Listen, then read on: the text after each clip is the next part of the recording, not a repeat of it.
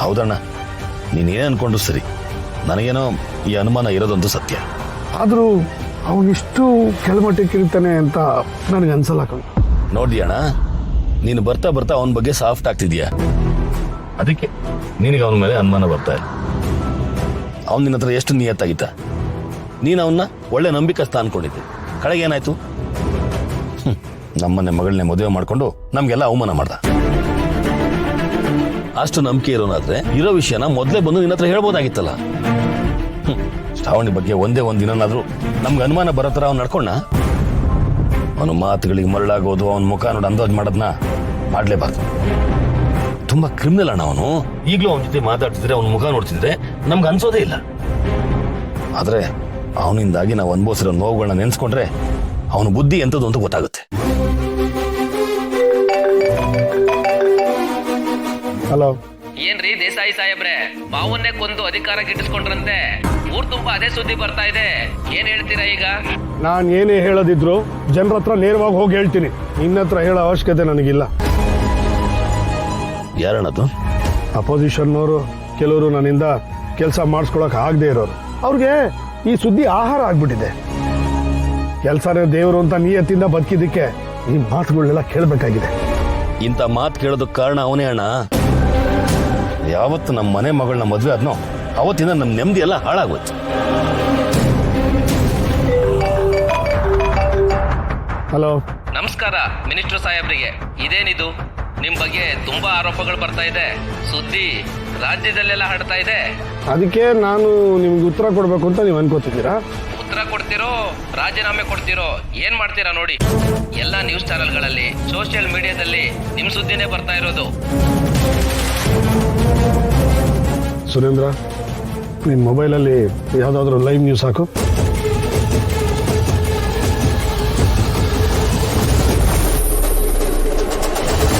ಇಲ್ಲಿವರೆಗೂ ರಾಜಕೀಯದಲ್ಲಿ ಒಂದೇ ಒಂದು ಕಪ್ಪು ಚುಕ್ಕಿಯೂ ಇಲ್ಲದಂತೆ ಅಧಿಕಾರ ನಡೆಸಿದ ವಿದ್ಯಾವಂತಿಗಳ ಮೇಲೆ ಕೊಲೆ ಆರೋಪ. ಪದವಿ ಆಸೆಗಾಗಿ ಮಾವನನ್ನೇ ಕೊಂದ ವಿದ್ಯಾವಂತಿಗಳು ಅಂತ ಸೋಷಿಯಲ್ ಮೀಡಿಯಾದಲ್ಲಿ ಹಲವಾರು ಜನರ ಆಕ್ರೋಶ.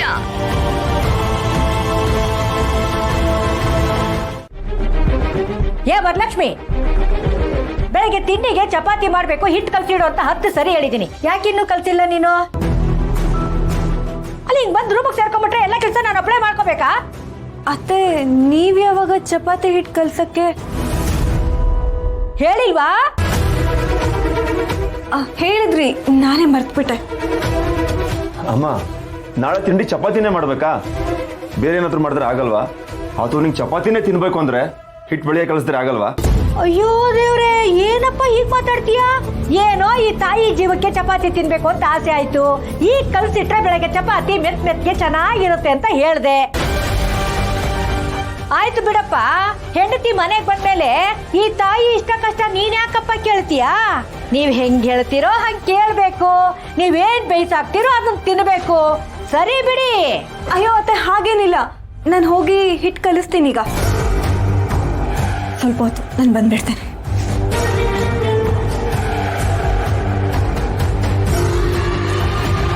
ಗೊತ್ತಾಗ್ಲಿಲ್ವೇನಪ್ಪ?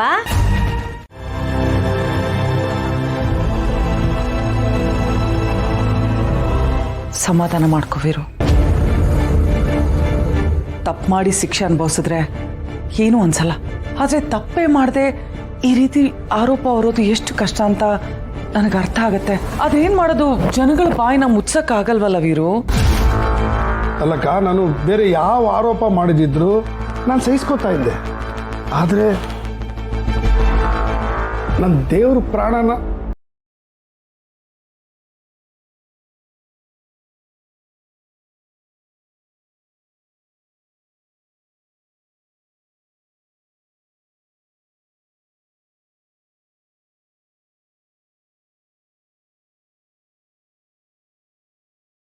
ಹೇಗೆ ಸಹಿಸ್ಕೊಳ್ಳಕ್ಕ? ಅಣ್ಣ, ಇದಕ್ಕಿದ್ದಾಗೆ ಈ ವಿಷಯ ಬರೋದಕ್ಕೆ ಕಾರಣ ಆದ್ರೂ ಏನು? ಜನಗಳು ಸುಮ್ಮನೆ ಯಾರ ಬಗ್ಗೆನೂ ಮಾತಾಡೋದಿಲ್ಲ. ಯಾರಾದ್ರೂ ಕಿಡಿ ಹೊತ್ಸಿದ್ರೆ ಅದು ಬಾಯಿಂದ ಬಾಯಿ ತಗಲಿ ದೊಡ್ಡದಾಗುತ್ತೆ. ಈ ದ್ವೇಷದ ಕಿಡಿ ಹತ್ತಿಸ್ತಿರೋದು ಯಾರು ಅಂತ ನನಗೆ ಗೊತ್ತು. ದ್ವೇಷನ? ವೀರು ಮೇಲೆ ಯಾರಿಗೆ ದ್ವೇಷ ಇರಕ್ ಸಾಧ್ಯ? ಯಾಕಿರಲ್ಲ ಅಕ್ಕ? ಮನೆ ಮಗ ಅನ್ಕೊಂಡವನು ಮನೆಗೆ ಬೆಂಕಿ ಇಟ್ಟ. ಮನೆಯಿಂದ ಹೊರಗಡೆ ಹಾಕಿದಕ್ಕೆ ಅಮ್ಮವ್ರ ತಲೆ ಕೆಡಿಸಿ ಅವ್ರ ಸಪೋರ್ಟ್ ತಗೊಂಡು ಮನೆ ಒಳಗೆ ಬಂದ. ಅವನ್ನ ಕಡೆಗಣ್ ಸುದ್ದಿ ಅಂತ ಹೇಳಿ ಆ ದ್ವೇಷಕ್ಕೆ ಈ ರೀತಿ ಮಾಡ್ತಾ ಇದ್ದಾನೆ. ಮಾವ, ಅಂದ್ರೆ ನೀವು ಹೇಳ್ತಿರೋದು ಸುಬ್ಬು ಬಗ್ಗೆನಾ? ಹೌದು, ಅವನ ಬಗ್ಗೆನೆ. ಅವನು ಯೂಟ್ಯೂಬರ್ ಜೊತೆ ಮಾತಾಡಿದ್ದನ್ನು ನಾನು ನೋಡಿದ್ದೀನಿ, ಅದನ್ನ ಅಣ್ಣಂಗೂ ಹೇಳಿದ್ದೀನಿ. ಅಣ್ಣ, ಈಗಲೂ ನನ್ನ ಮಾತು ಕೇಳು. ಅವನು 2 ಕೊಟ್ಟು ಕುತ್ತಿಗೆ ಪಟ್ಟಿ ಹಿಡಿದು ಕೇಳು, ನಿಜ ಏನಂತ ಬಾಯಿ ಬಿಡ್ತಾನೆ.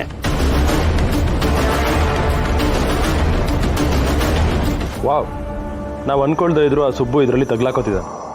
ಇದಲ್ವಾ ಅದೃಷ್ಟ ಅಂದ್ರೆ? ಮಾವನ್ನ ಒಡೆದು ಉರುಳಿಸ್ಬೇಕು ಅನ್ಕೊಂಡ್ವಿ, ಆದರೆ ಮಾವನ ಜೊತೆಗೆ ಸುಬ್ಬುನು ಸಿಕ್ಬೀಳ್ತಿದ್ದಾನೆ. ಅಲ್ಲ, ಸುಬ್ಬು ಪಾಪ ಅವ್ನು ಹೀಗೆಲ್ಲ ಮಾಡ್ತಾನೆ ಅಂತ ನನಗೆ ಅನ್ನಿಸ್ತಾ ಇಲ್ಲ. ಹೌದಕ್ಕ, ಅವನ ಜೊತೆ ಮಾತಾಡಿದ್ರೆ, ಅವನ್ನ ನೋಡಿದ್ರೆ ಯಾರಿಗೂ ಹಾಗೆ ಅನ್ಸೋದಿಲ್ಲ. ಆ ರೀತಿ ಮಂಕು ಬೂದಿ ಎರಚ್ತಾನ ಅವನು. ಅಣ್ಣ, ಯಾವುದೇ ಕಾರಣಕ್ಕೂ ಈ ವಿಷಯಗಳು ಯಾವುದೂ ಅಮ್ಮೋರಿಗೆ ಗೊತ್ತಾಗದಿರೋ ಥರ ನೋಡ್ಕೋಬೇಕು. ಇಲ್ಲಾಂದ್ರೆ ಆ ಸುಬ್ಬು ಪ್ಲಾನ್ ಮಾಡಿ ಈ ವಿಷಯ ಹೇಳ್ಬಿಡ್ತಾನೆ, ಆಮೇಲೆ ನಮ್ಗೆ ಕಷ್ಟ ಆಗುತ್ತೆ. ಮಾವ, ನೀವು ಹೇಳ್ತಿರೋದು ಕೇಳಿದ್ರೆ ನಿಮ್ಮ ಮಾತು ನಿಜ ಅಂತ ಅನ್ನಿಸ್ತಿದೆ. ಸುಬ್ಬು ಅಜ್ಜಿ ರೂಮಲ್ಲಿದ್ದಾನೆ. ಅವ್ನು ಹೋಗ್ತಿರೋದನ್ನ ನಾನೇ ನೋಡಿದೆ. ಅಮ್ಮೋರು ಮಲ, ಹಾಗಾದ್ರೆ